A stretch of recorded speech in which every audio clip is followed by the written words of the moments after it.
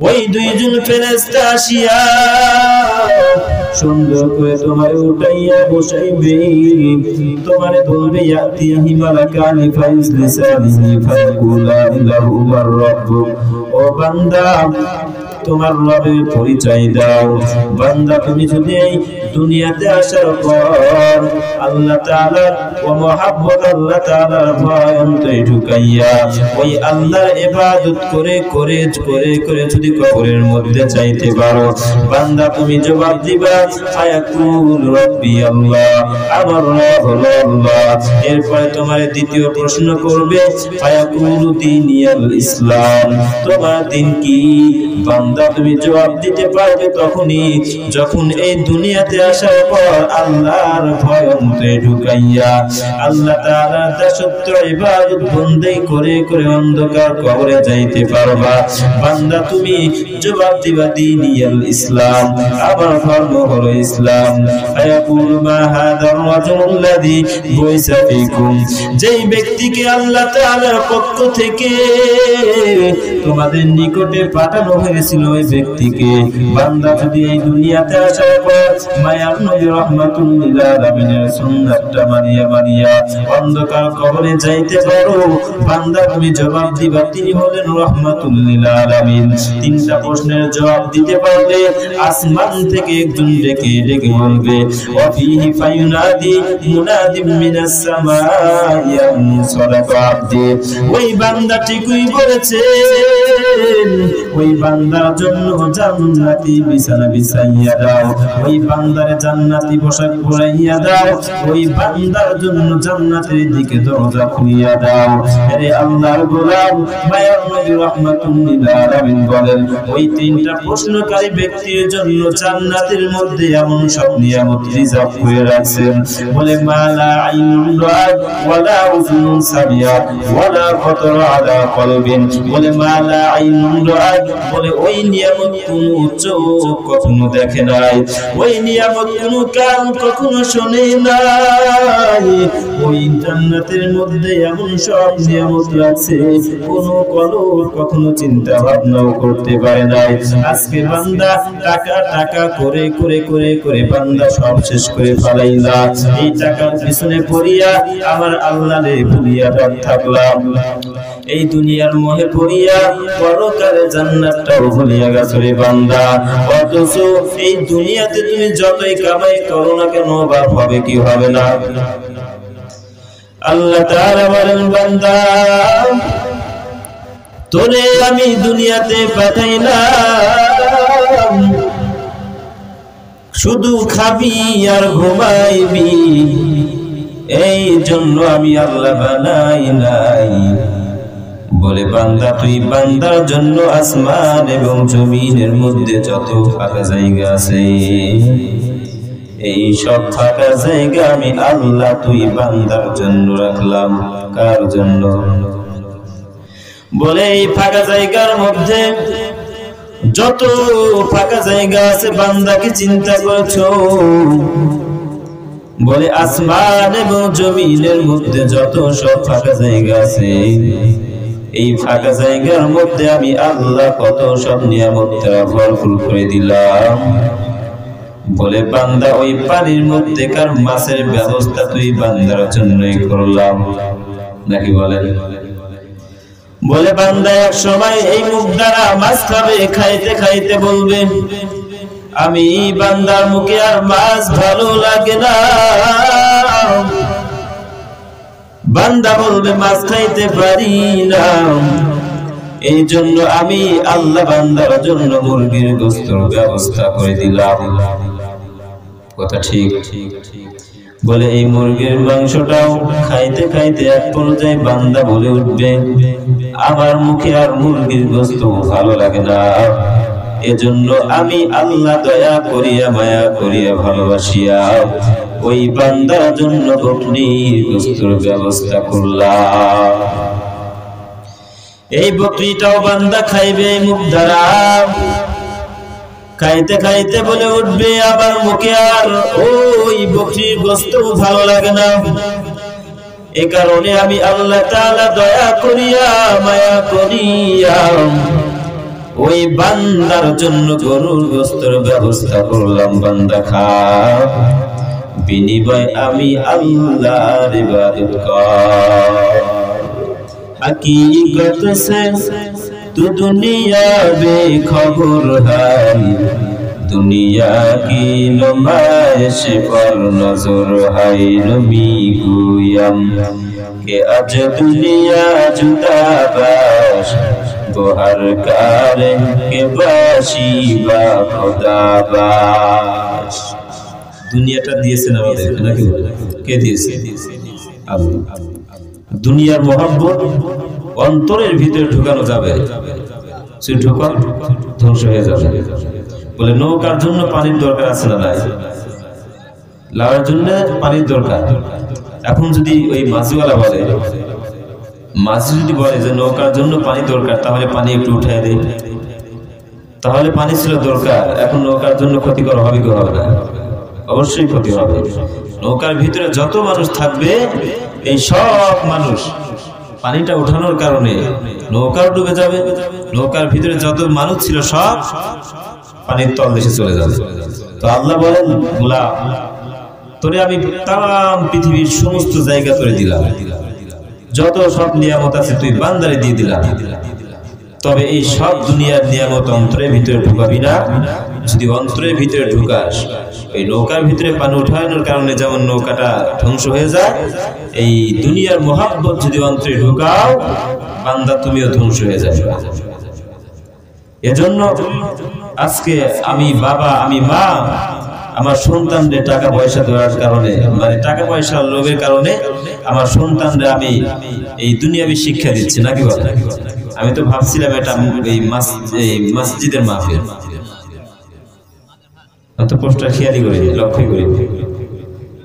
তো আমাদের ভিতরে প্রতিষ্ঠান আছে ইলমে দ্বীন শিক্ষা করার, নাকি বলে? বলে ইলমে দ্বীন শিক্ষা করতে হবে।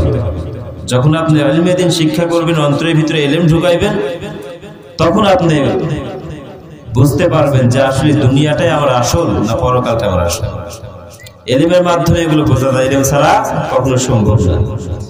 বলে এমন একটি কিতাব এই জাল কোরআন আমাদের ভিতরে রহমাতুল লিল আলামিন এনে দিয়েছে, নাকি বলেন তো এই কিতাবে কোনো ভুল আছে? কোনো সন্দেহ? কোনো ভুলও নেই, কোনো সন্দেহ নেই। এটা কি আমার হুজুরের কথা?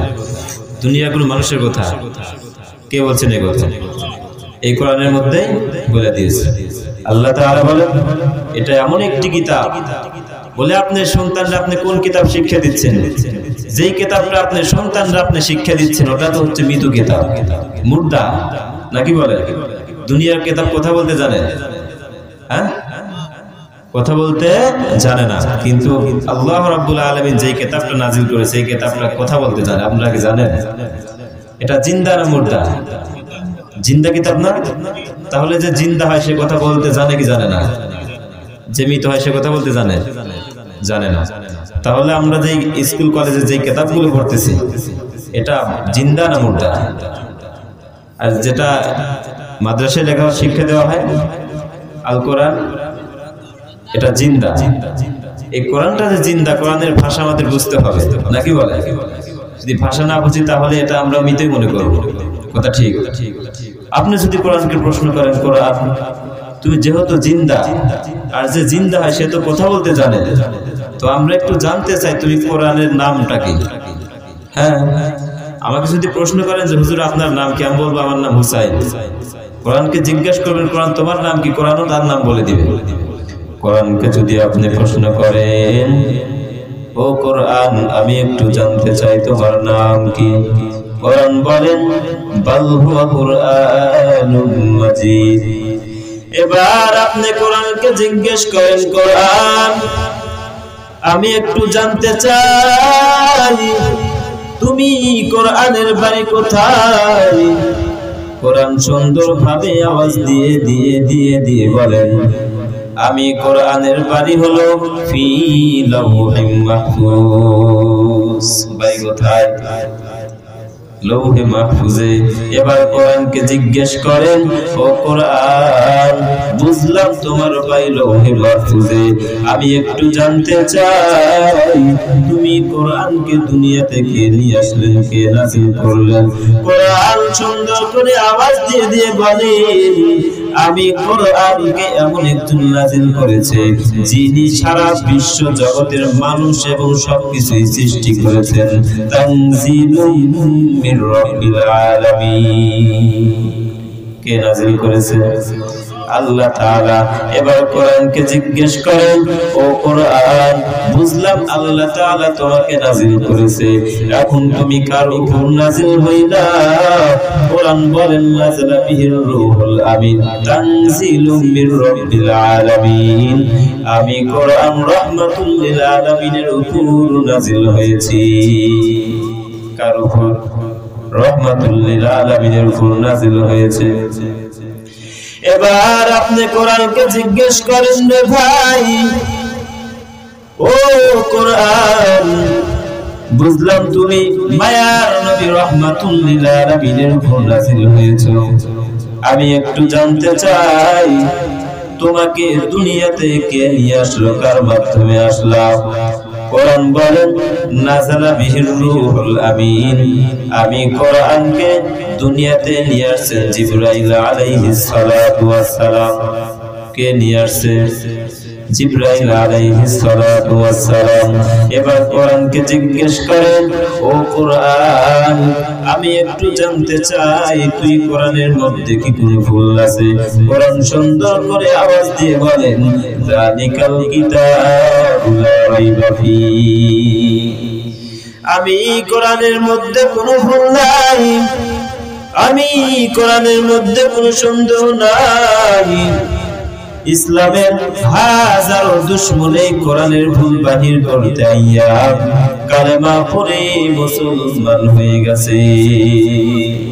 মুসলমানি বুমত বরদান হাদান ইনানে খুদ বদসতে খাজাদান গবসুরত আদমি ইসলাম দে আহমদে গো জাহলে হামলে কিসাব দে। তাহলে এই কোরআনের মধ্যে কোন ভুল আছে, কোন সন্দেহ আছে? তাহলে এই কোরআন পড়ার দরকার আছে না নাই? না পড়বেন গান। আজকে তো আমার যুবক ভাইরা কোরআন শিক্ষা নাই, এলমে দ্বীন শিক্ষা নাই। আবার যুবক ভাইরা কোরআনের আওয়াজ কানে লাগাই না, বলে এটি এমন একটি কিতাব, মান ক্বারা হারফাম মিন কিতাবিল্লাহি ফালাহু বিহি হাসানাতু ওয়াল হাসানাতু বিআশরি আমসালিহা লা আকুলু আলিফ লাম মিম হারফুন বাল আলিফুন হারফু ওয়া লামুন হারফু ওয়া মিনহুম হারফ। যে ব্যক্তি এই কোরআনের একটি অক্ষর পড়বে, আমার মায়ার নবী রাহমাতুল লিল আলামিন বলেন, প্রত্যেকটা অক্ষরে 10টি করে নেকি দিয়ে দেয়। কয়টি করে নেকি? তাহলে এই কোরআন পড়ার দরকার আছে না নাই? আপনি বলবেন আলহামদুলিল্লাহ, আলহামদুলিল্লাহর মধ্যে 5টি অক্ষর আছে। আলহামদুলিল্লাহ পড়ার সঙ্গে সঙ্গে আপনার আমলনামায় 50টা নেকি দেখিয়ে দিবেন কি? এ নবীর উম্মতের দল, এটি এমন একটি কিতাব রে ভাই, বলে যে কিতাব পড়লেও সওয়াব, ধরলেও সওয়াব, যে কিতাবটা শুনলেও সওয়াব। দুনিয়ার কোন কিতাব এরকম আছে যে শুনলে সওয়াব, ধরলে সওয়াব, এই কিতাবের সাথে সম্পর্ক রাখলেও সওয়াব? তাহলে আমার যুবক ভাইরা দেখবেন, এই কিতাবের আওয়াজ শোনে না, কোরআনের আওয়াজ শোনে না, কানের মধ্যে হেডফোন লাগাইয়া তারা গান শোনে। আছে না নাই? আজ প্রতি রাতে জেগে থাকি তোমার আশায়। শুনে কি শুনে না? তুমি চলে গেছো তাই বিরহের গান গাই, ঘুম নাই দুটি চোখে বুকের ব্যথায়। আজ প্রতি রাত আছে না নাই? সব হবে, হ্যাঁ না গুনাহ হবে? আপনি গান গাইতে তো নিষেধ নাই, আল্লাহ গান গাওয়ার আদেশ করেছে। আপনি যদি ওটা না বলে এটা বলেন, আজ প্রতি রাতে জেগে থাকি ক্ষমার আশায়, তুমি বলে গেছো তাই গুনাহের ক্ষমা চাই, ঘুম নাই দুটি চোখে ক্ষমার আশায়, আজ প্রতি কি আল্লাহ খুশি হবেন কি হবেন না? আবার তো আমার যুবক ভাইরা টিকটক নিয়ে ব্যস্ত। ওই যে আয়েশা ছোট্ট একটা মেয়ে গান গাইছে, বর্তমান ফেসবুকে খুব ভাইরাল হয়ে গেছে, নাকি বল? তাকে বলছে বিদায় অনুষ্ঠানে, তাকে একটা বিদায় ভাষণ দিতে বলছে, সে গান গাইছে, বিদায় দান ম্যাডাম গো,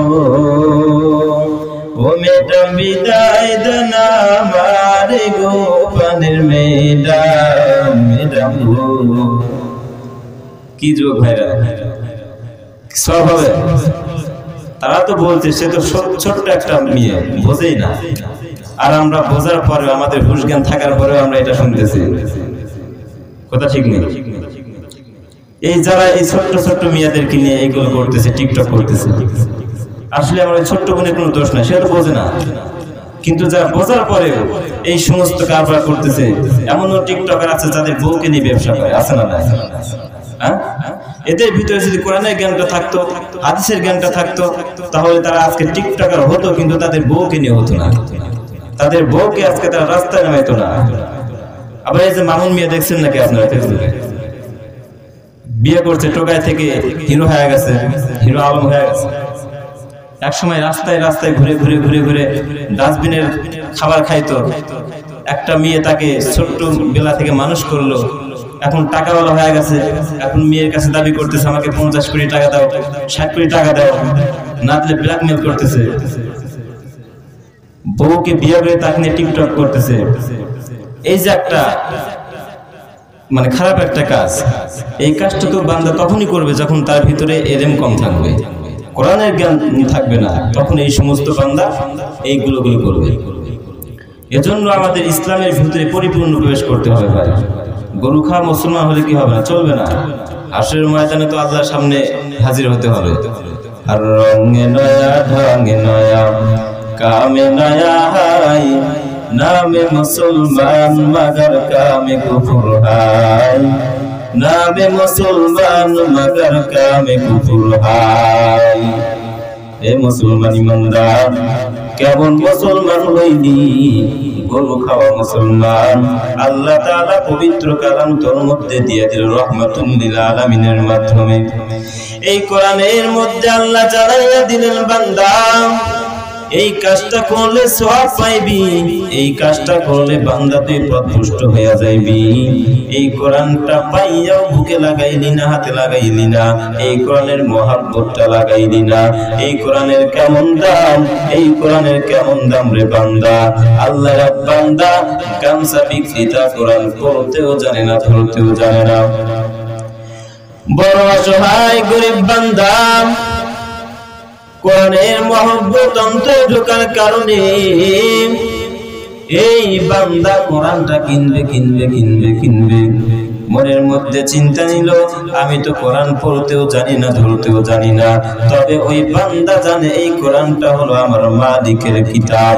হঠাৎ করে বান্দার কানের মধ্যে একটা আওয়াজ চলে গেল, বলে এই কোরআনটা নাকি বাজারের ভিতরে এক বান্দা কপি করে বিক্রি করতেছেন। এই গামছা বিক্রেতা ওই কোরআন বিক্রেতা ওয়ালার কাছে যাইয়া বলল, ভাই আমি তো কোরআন কিনতে চাই, তবে আমি অতি গরিব বান্দা, আমাকে যদি একটু জানাইয়া দিতে এই কোরআনের কত দাম, আমি বাসায় যাইতাম, টাকা নিয়ে ক্রয় করতাম তোমার থেকে কোরআন শরীফ। ওই কোরআন বিক্রেতা দেখে বলেন, তুমি অতি গরিব বান্দা, কোরআন কিনতে পারবা না ভাই, তুমি কোরআন কিনতে পারবা না। ওই গামছা বিক্রেতা বলেন, আমার যতই কষ্ট হোক না কেন, এটা যেহেতু আমার মালিকের কিতাব, আমি এই কিতাবটা কিনেই ছাড়বো। তুমি আমাকে বলো এই কোরআনের দাম কত? তখন ওই কোরআন বিক্রেতা বললেন, ভাই এই কোরআনের দাম হলো 3 টাকা। ওই গামছা বিক্রেতা বলে, ভাই আমার কাছে 2 টাকা আছে, 2 টাকার বিনিময়ে কোরআনটা আমাকে দিয়ে দাও। ওই কোরআন বিক্রেতা বলেন, ভাই 3 টাকার ভিতরে যদি 1 টাকাও কম হয় তবু আমি তোমার কাছে কোরআন বিক্রি করতে পারবো না। 3 টাকা আনো, এরপরে আমার হাত থেকে কোরআন কিনে বাড়িতে লইয়া যাও। ওই গামছা বিক্রেতা আর বাজারে না দেরি করে করে করে করে বাড়ির দিকে রওনা হলেন। ওই বাড়িতে যাইয়া বাসার মধ্যে তার ঘরের মধ্যে ঢুকলেন। ঘরের মধ্যে ঢুকিয়া ওই বান্দা 1 টাকা তালাশ করা শুরু করিয়া দিলেন। সম্পূর্ণ ঘর তালাশ করে করে ওই আল্লাহর বান্দা কোথাও 1 টাকা পেল না। বড় অসহায় ব্যক্তি, গরিব ব্যক্তি। অবশেষে ওই আল্লাহর বান্দা লক্ষ্য করে দেখলো তার গায়ের একটা ভালো একটা জামা ছিল। ওই আল্লাহর বান্দা চিন্তা করলো, আমি তো আর একটা জামা পরেও কিনতে পারবো, কিন্তু এই কোরআনটা যদি আজকে বাজারে সব বিক্রি হয়ে যায় তাহলে আমি তো আর কোরআন কিনতে পারবো না। ওই আল্লাহর বান্দা তার পরিহিত ওই সুন্দর জামাটা লইয়া বাজারে যাইয়া বিক্রি করিয়া 1 টাকার বিনিময়ে বিক্রি করলেন। মোট 3 টাকা হয়ে গেল। ওই আল্লাহর বান্দা 3 টাকা দিয়ে কালামুল্লাহ কিনিয়া বাড়িতে নিয়ে আসলেন। বাড়িতে নিয়ে আসার পর তার ছোট্ট একটা মেয়ের সামনে হাজির হইয়া ওই বান্দা ওই কালামটা হাতে লইয়া, পড়তেও জানে না, পড়বে কেমনে তাও জানে না। এই কালামটা হাতে লইয়া শুধু বলেন, ইয়া মাওলা কাবাত হে, ইয়া মাওলা কালাম হে। এই কথা বলে বলে আল্লাহর বান্দা দৈনন্দিন বাজারে গামছা বিক্রি করার জন্য যায়। এরকম 2 দিন 3 দিন 4 দিন গেল, গামছা বিক্রি করলো বান্দা। এক পর্যায়ে আল্লাহর বান্দা ঘুমের ঘরে চলে গেলেন। ঘুমের ঘরে যাওয়ার পর আল্লাহর বান্দা মৃত্যুবরণ করলেন। ছোট্ট একটা মেয়ে ছিল। পরের দিন যখন বাবার ঘরে যাইয়া দরজায় আওয়াজ করে, বাবা বাবা বলে ডাক দেয়, বাবার কোনো আওয়াজ নাই।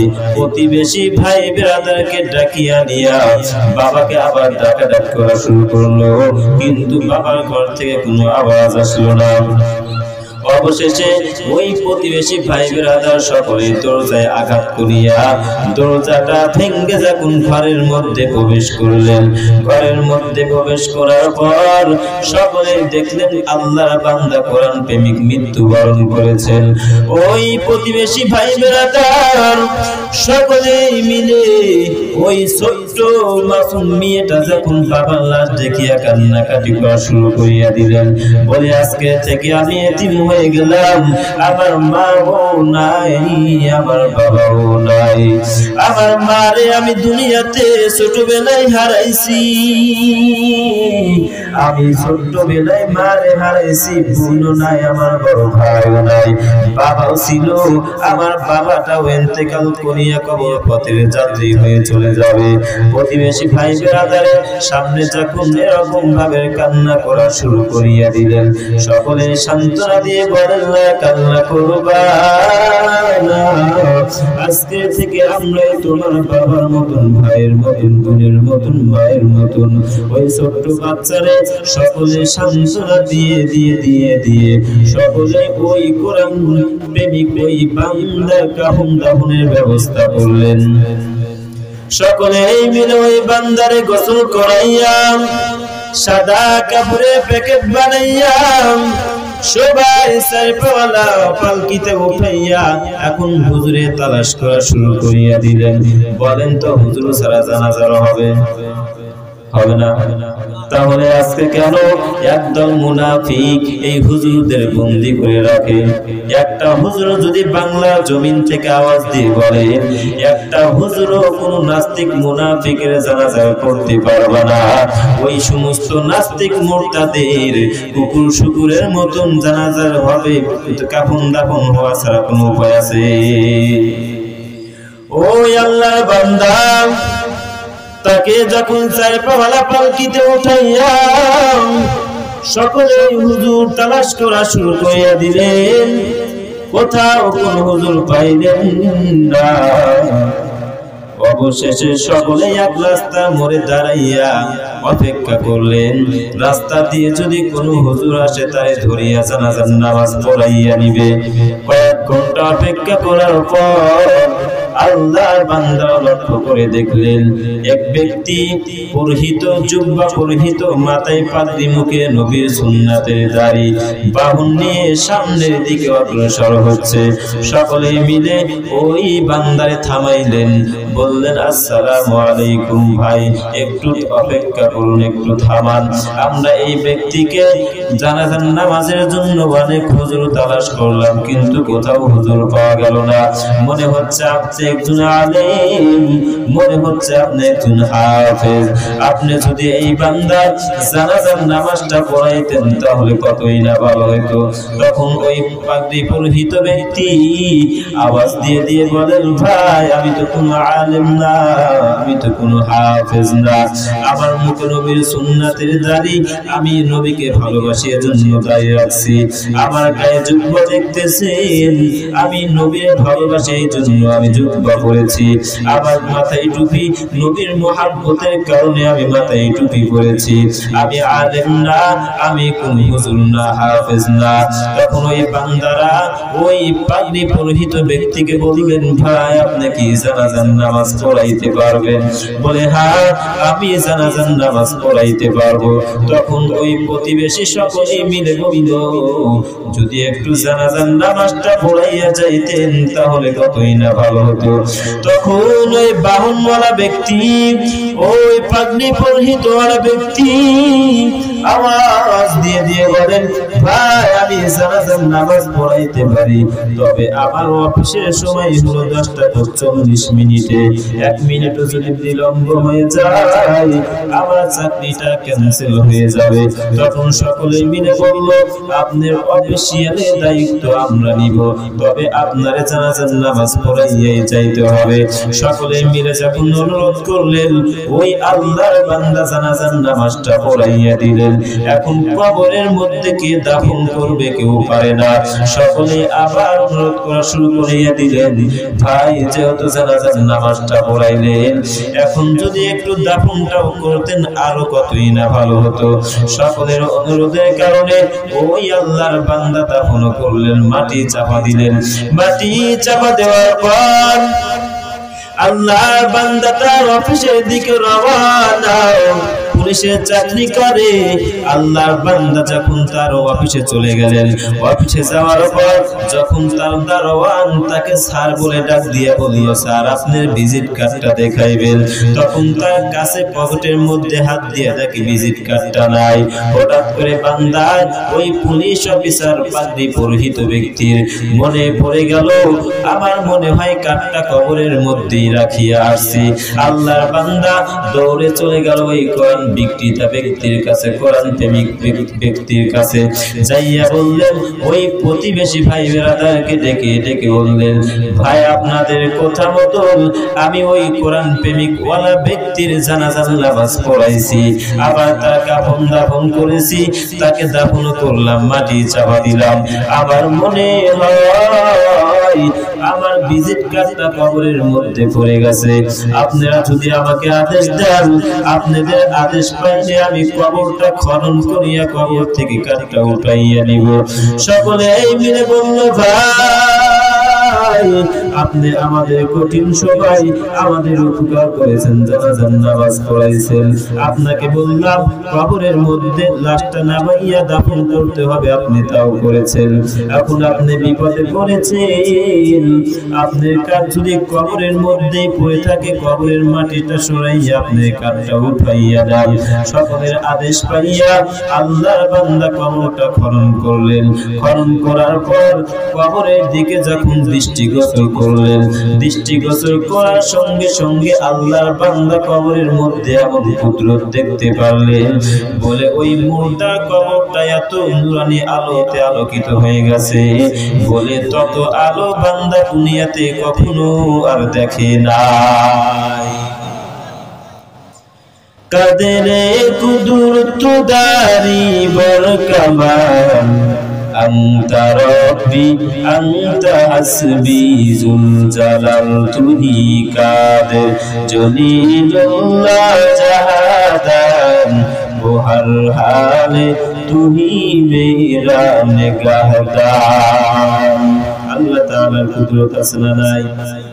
আল্লাহ তাআলা কেমন কুদরতওয়ালা আমার মালিক, বলে সাপের মুখেও তো বিষ দিয়েছেন আল্লাহ, নাকি বলেন? ওই পানির মধ্যেকার মাছরেও তো আল্লাহ বাঁচাইয়া রাখেন। আপনি কি 1 ঘন্টা 2 ঘন্টা পানির মধ্যে থেকে বাঁচতে পারবেন? পারবেন না। আবার মাথার উপরে কত সুন্দর একটা ছাদের ব্যবস্থা করলেন, বলে যে ছাদের জন্য কোনো খুঁটির প্রয়োজন হয় না, হয়নি, কোনো খুঁটির প্রয়োজন হয় না। বলে ওই আল্লাহ তাআলা যদি এত বড় আসমানকে খুঁটি ছাড়া রাখিয়া পারেন, তাহলে ওই সামান্য একটু কোরআন প্রেমী, কোরআনকে ভালোবাসার কারণে কি তার কবরটা জান্নাতের বাগান বানাইতে পারেন না?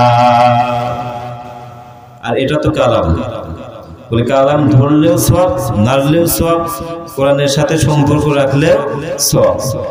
আল্লাহর বান্দা তো কোরআন পড়তে জানে না, শুধু কি বলছে, ইয়া মাওলাকা বাত হে, এটাই আমার মালিকের কথা, এই কথাটাই শুধু বলছে। এই জবাবই শুধু তার ছিল। তবে কোরআনকে অন্তর থেকে মহাব্বত করছে, অন্তর থেকে ভালোবাসছে, যে কারণে তার কবরটা জান্নাতের বাগান হয়ে গেছে। আল্লাহর বান্দা পুলিশ অফিসার যখন এরকম অবস্থা দেখলেন, তখন ওই আল্লাহর বান্দা, ওই পুলিশ অফিসার তো আশ্চর্য হয়ে গেলেন, অবাক হয়ে গেলেন। দৌড়ে দৌড়ে আল্লাহর বান্দা ওই কোরআন প্রেমিক ওয়ালার গ্রামে চলে গেলেন। যাইয়ে সবাইকে জিজ্ঞেস করলেন, এই বান্দার কি দুনিয়াতে কোনো আত্মীয় স্বজন আছে? বলে হ্যাঁ আছে। দুনিয়াতে কেউ নাই, ছোট্ট একটা মাসুম বাচ্চা আছে, মেয়ে সন্তান। ওই পুলিশ অফিসার আর দেরি না করে ওই ছোট্ট সন্তানের কাছে চলে গেলেন, গিয়ে বললেন, ও মা, আমাকে একটু বলো, তোমার বাবা দুনিয়াতে কি এমন আমল করেছে যার কারণে তোমার বাবার কবরটা নূরানি আলোতে আলোকিত হয়ে গেছে? ওই ছোট্ট মেয়ে ডাক দিয়ে কয়, আমার বাবা দুনিয়াতে তেমন নামাজ পড়তো না, রোজা রাখতো না, হজ করতো না, যাকাত দিত না, তবে আমি তাকাইয়া দেখতাম আমার বাবা একদিন বাজার থেকে একটা ছোট্ট কিতাব কিনে আনলো।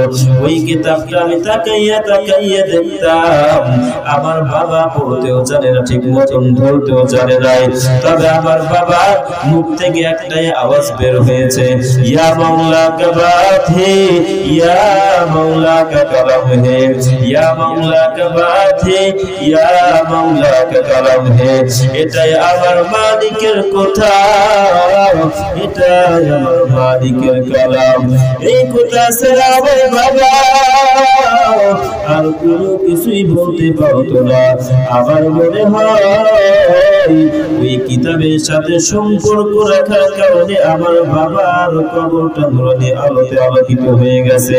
ওই পুলিশ বেচারা এবার চিন্তা করে দেখলেন, দুনিয়াতে কত টাকা কামাইলাম, দুনিয়াতে কত বড় বড় বাড়ি বানাইলাম, দুনিয়াতে মানুষ আমার দেখে ভয় করে, আমার পুলিশ বলে ডাকে, আমি কত খুশি হয়ে যাই, কিন্তু আমার আল্লাহ যে আমার উপরে নারাজ হয়ে গেছেন কখনো চিন্তা ভাবনা করি নাই।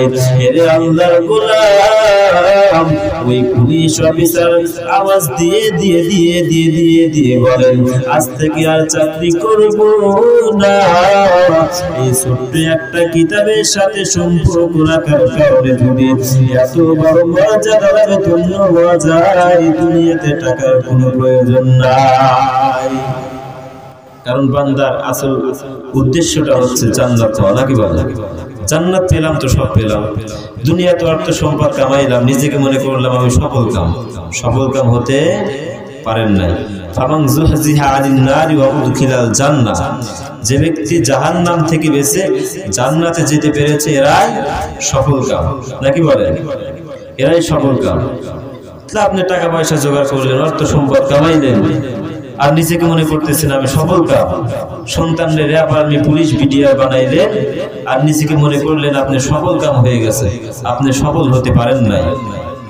আপনি তখন সফলকাম হতে পারবেন যখন আপনি দুনিয়ার সব কিছু পিছনে রেখে, যখন আপনি দেখতেছেন যে আপনার সামনে জান্নাতের দরজাটা খোলা হয়ে যাচ্ছে, তখন আপনি মনে করবেন যে আমি সফলকাম। তাছাড়া নিজেকে সফলকাম মনে করা যাবে না।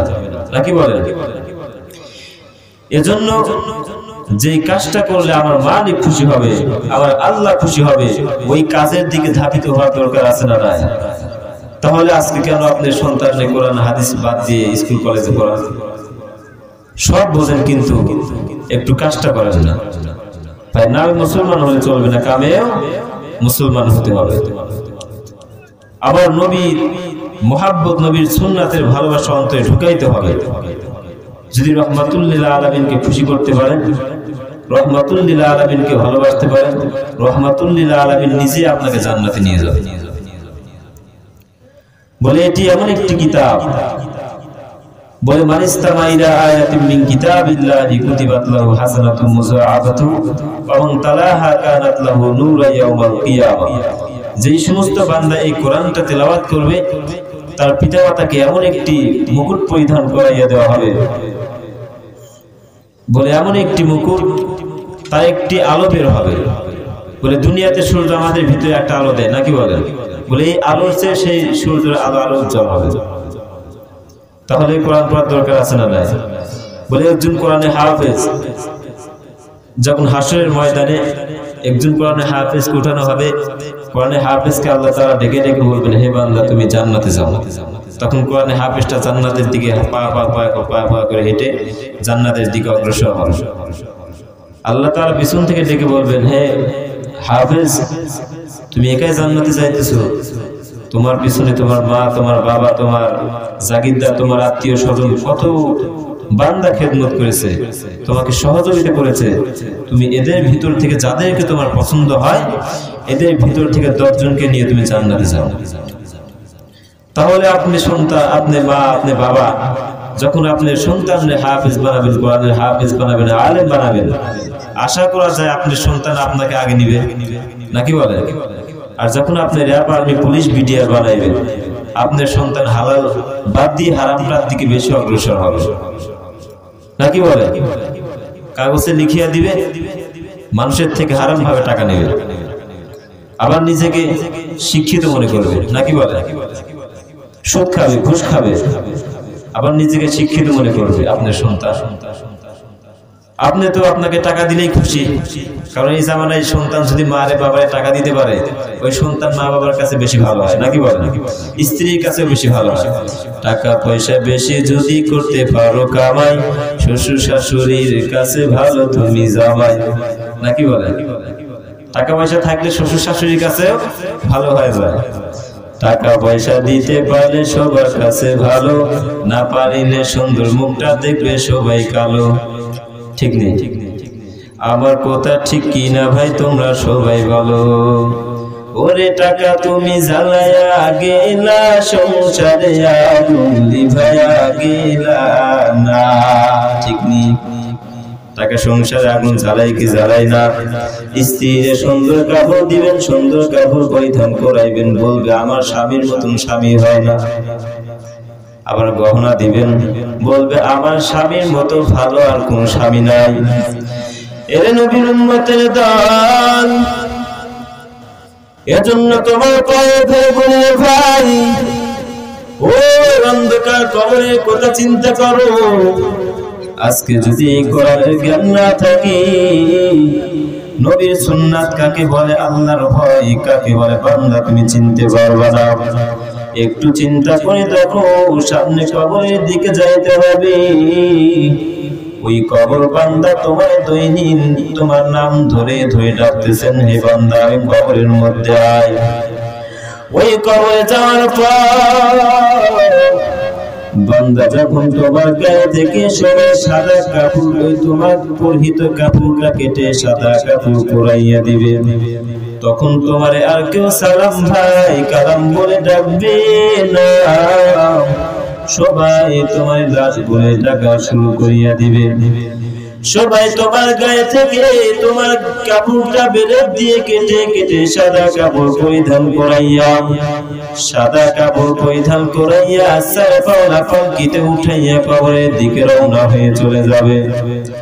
সকলে পা পা করে হেঁটে হেঁটে এক পর্যায়ে কবরের মধ্যে রাখিয়া বাঁশের চাপা দিয়ে মাটির চাপা দিয়ে বাড়ির দিকে রওনা হয়ে চলে আসবে। আমার আল্লাহ তাআলা দুজন ফেরেশতা তোমার কবরের মধ্যে নিযুক্ত করে দিবেন। ইয়াতিহি মালাকানি ফায়ুজলিসানিহি ফায়াকুলানি লাহু মার রাব্বুক। ওই দুইজন ফেরেশতা আসিয়া সুন্দর করে তোমার উঠাইয়া বসাইবে, তোমার বলবে ইয়াতিহি মালাকানি ফায়ুজলিসানিহি ফায়াকুলানি লাহু মার রাব্বুক। ও বান্দা তোমার রবের পরিচয় দাও। বান্দা তুমি যদি এই দুনিয়াতে আসার পর আল্লাহ তাআলার ও মহব্বত আল্লাহ তাআলার ভয় অন্তরে ঢুকাইয়া ওই আল্লাহর ইবাদত করে করে করে করে যদি কবরের মধ্যে চাইতে পারো, বান্দা তুমি জবাব দিবা ফায়াকুল রব্বি আল্লাহ, আমার রব হলো আল্লাহ। এরপরে তোমার দ্বিতীয় প্রশ্ন করবে ফায়াকুল দীনিয়াল ইসলাম, তোমার দিন কি? বান্দা তুমি জবাব দিতে পারবে তখনই যখন এই দুনিয়াতে আসার পর আল্লাহর ভয় অন্তরে ঢুকাইয়া আল্লাহ তাআলার দাসত্ব ইবাদত বন্দেগি করে করে অন্ধকার কবরে যাইতে পারবা। বান্দা তুমি জবাব দিবা দীনিয়াল ইসলাম, আমার ধর্ম হলো ইসলাম। ফায়াকুল মা হাদার রাজুল্লাযী বুইসা ফীকুম, যেই ব্যক্তিকে আল্লাহ তাআলার পক্ষ থেকে তোমাদের নিকটে পাঠানো হয়েছিল ওই ব্যক্তিকে। বান্দা যদি এই দুনিয়াতে আসার পর মায়ার নবী রাহমাতুল লিল আলামিনের সুন্নাতটা মানিয়া মানিয়া অন্ধকার কবরে যাইতে পারো, বান্দা তুমি জবাব দিবা তিনি হলেন রাহমাতুল লিল আলামিন। তিনটা প্রশ্নের জবাব দিতে পারলে আসমান থেকে একজন ডেকে ডেকে বলবে ওয়াফিহি ফায়ুনাদি মুনাদিম মিনাস সামাই সাদাকা আবদি, ওই বান্দা ঠিকই বলেছে, ওই বান্দার জন্য জান্নাতি বিছানা বিছাইয়া দাও, ওই বান্দারে জান্নাতি পোশাক পরাইয়া দাও, ওই বান্দার জন্য জান্নাতের দিকে দরজা খুলিয়া দাও।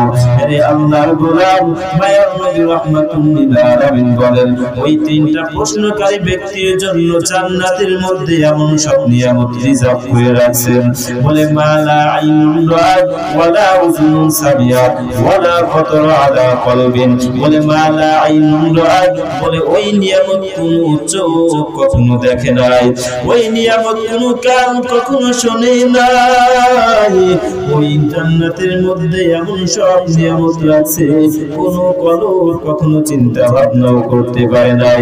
আজকে বান্দা টাকা টাকা করে করে করে করে বান্দা সব শেষ করে ফেলাইলা, এই টাকার পিছনে পড়িয়া আমার আল্লাহরে ভুলিয়া থাকলাম, এই দুনিয়ার মোহে পড়িয়া পরকালে জান্নাতটাও ভুলিয়া গেছো রে বান্দা। অথচ এই দুনিয়াতে তুমি যতই কামাই করো না কেন অভাব হবে কি হবে না?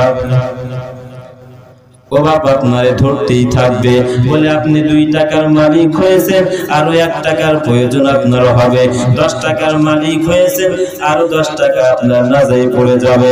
এজন্য দুনিয়ার টাকার পিছনে পড়া যাবে না। আল্লাহ যদিও কিছু অর্থ সম্পদ দিয়ে থাকে, এই অর্থ সম্পদ আরো বেশি বেশি ব্যয় করতে হবে কি হবে না?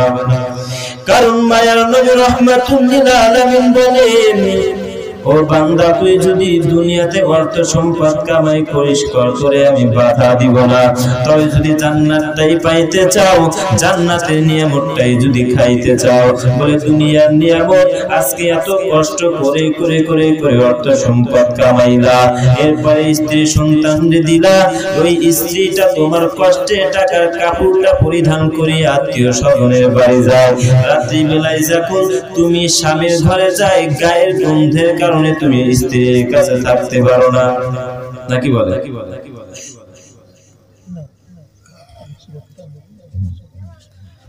বলে আপনি স্ত্রীকে আপনি কাপড় দিয়েছেন নাকি বলে সবকিছু আপনার।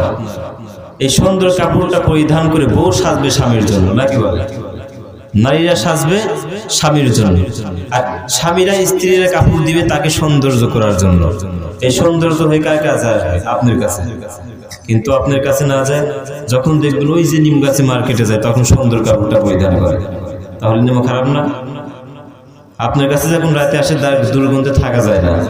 এজন্য ওই স্ত্রীরা আপনি যেই টাকা দিচ্ছেন, যেই কাপড় দিচ্ছেন, ওই টাকাটা স্ত্রীর পিছনে ব্যয় না করে যদি আপনি মাদ্রাসায় মসজিদে ব্যয় করেন তাহলে আল্লাহর দরবারে পাওয়া যাবে কি যাবে না? হ্যাঁ, পাওয়া যাবে। পয়গম্বর মুসা আলাইহিস সালাতু ওয়াস সালাম মানুষের দ্বারে দ্বারে ঘুরে ঘুরে ওয়াজ করতেন যে দান করলে নাকি মাল বাড়ে। আল্লাহর বান্দা শুনে ব্যাগ দান করছে, যা ছিল সব সম্পদ দান করছে। করতে করতে কি হয়, নিঃস্ব হয়ে গেছে, আর কিছুই নাই। হ্যাঁ, তখন পয়গম্বর মুসা আলাইহিস সালাতু ওয়াস সালামকে বলতেছেন, হে পয়গম্বর, আপনার বয়ান শুনে শুনে আমি তো দান করতে করতে ফকির হয়ে গেছি, আমার কোনো অর্থ সম্পদ বাড়ে নাই। আপনি আল্লাহকে বলেন আল্লাহ যেন আমার সব দানের টাকা ফেরত দেয়। বলেন তো ফেরত পাওয়া যাবে দুনিয়াতে? কোথায় পাওয়া যাবে? আখিরাত সবাই চান কি চান না? হাত তুলে দেখান তো কারা কারা চান। সবাই তুলে, সবাই সবাই আরো জোরে নারে তাকবীর। সবাই তুলছে? সবাই জান্নাত চান কি চান না? সবাই চান। সবাই বলেন, বলেন আমরা সবাই জান্নাত চাই, জান্নাতের বাসিন্দা হতে চাই। তাহলে জান্নাত কি এমনি পাওয়া যাবে? হ্যাঁ,